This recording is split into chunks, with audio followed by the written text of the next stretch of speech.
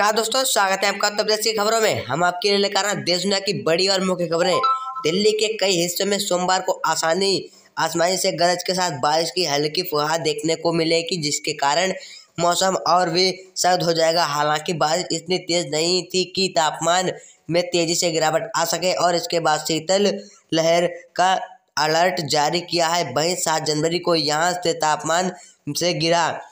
सोना और चांदी ने नए साल की शुरुआत धमाकेदार कर दी है। मल्टी कमोडिटी एक्सचेंज एमएक्सी पर सोने का फरवरी वायदा करीब 2% की तेजी दिख रहा है। सोना 750 रुपये मजबूत होकर 51,000 के आसपास कारोबार कर रहा है। कमोडिटी मार्केट में एक्सपर्ट 2021 को सोने के काफ़ी शुभ मान रहे हैं।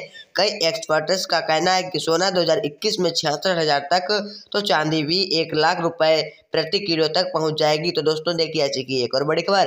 Drugs controller general of India DCGI ने रविवार को सीरम इंस्टीट्यूट की कोविशील्ड और भारत बायोटेक की कोवैक्सीन को आपातकालीन इस्तेमाल की मंजूरी दी। भारत ने कहा कि वैक्सीन सबसे पहले फ्रंट लाइन वर्कर्स को दी जाएगी।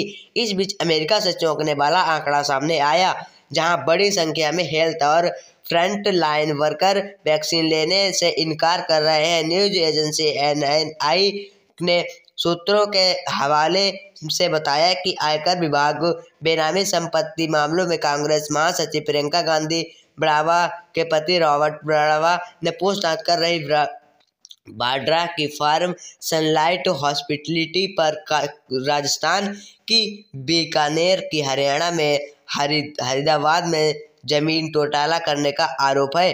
Corona virus update. स्वास्थ्य मंत्रालय के ताज़ा आंकड़ों के अनुसार भारत में कोरोना के कुल मामले बढ़कर 1,03,23,000 हो गए हैं। कुल एक्टिव केस घटकर 2,47,000 पर आ गए हैं। अब तक कुल 99,27,000 लोग कोरोना को मौत देकर ठीक हो चुके हैं। कोरोना वैक्सीन को लेकर भारत का इंतजार अब खत्म हो रहा है। Drugs controller general of India DCGI ने सीरम इंस्टीट्यूट ऑफ इंडिया द्वारा निर्मित ऑक्सफोर्ड को कोविड-19 टीके कोविशील्ड और भारत बायोटेक के स्वदेशी में विकसित टीके कोवैक्सीन के देश में सहमति आपात इस्तेमाल को रविवार को मंजूरी दे दी है। Drugs controller general of India DCGI ने अब सीरम इंस्टीट्यूट ऑफ इंडिया को कोवैक्सीन और भारत बायोटेक की वैक्सीन कोवैक्सीन को इमरजेंसी इस्तेमाल की मंजूरी दे दी है। कोविशील्ड वैक्सीन को ऑक्सफोर्ड यूनिवर्सिटी और एस्ट्राजेनेका के साथ मिलकर सीरम ने बनाया। देश के हर घर में बिजली पहुंचाने के लक्ष्य को हासिल करने के लिए केंद्र सरकार ने बिजली उपभोक्ता को कुछ नए अधिकार दिए हैं। सरकार ने inventory right of governance rules 2020 का नोटिफिकेशन जारी कर दिया है, जिसके बिजली सप्लाई, बिजली के नए कनेक्शन, पुराने कनेक्शन को दोबारा शुरू करने के, मीटर मैनेजमेंट और बिल भुगतान को जुड़े कई नियम तैयार किए हैं।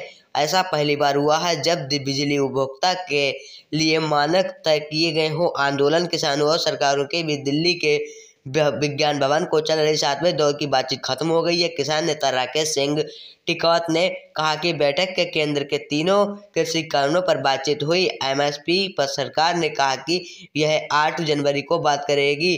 दिल्ली किसान आंदोलन के बीच मोबाइल टावरों को पहुंच रहे नुकसान को लेकर रिलायंस ने हाई कोर्ट का दरवाजा खटखटाया। कंपनी अदालत में याचिका दायर करते हुए कहा कि कॉन्फॉर्मेट प्रतिबंधियों व नियंत्रित स्वास्थ्य के लिए प्रदर्शनकारियों ने उनके खिलाफ उकसाया जा रहा है, जिसकी वजह से रिलायंस जियो के 1500 के आसपास मोबाइल टावर क्षतिग्रस्त हुए हैं। इससे पहले पंजाब ने किसानों को अग्रस्त किया था कि टावरों के नुकसान न पहुंचाए जाएं, लेकिन उसका कोई असर नहीं हुआ। इसलिए अब कंपनी ने अदालत का रुख किया। जम्मू कश्मीर के अनुच्छेद 370 हटाने पर कश्मीरी मुसलमानों के लिए काला दिन बताने वाले तुर्की के राष्ट्रपति रेसेप तय्यप एर्दोगान अब अपने ही देश में घिर गए हैं।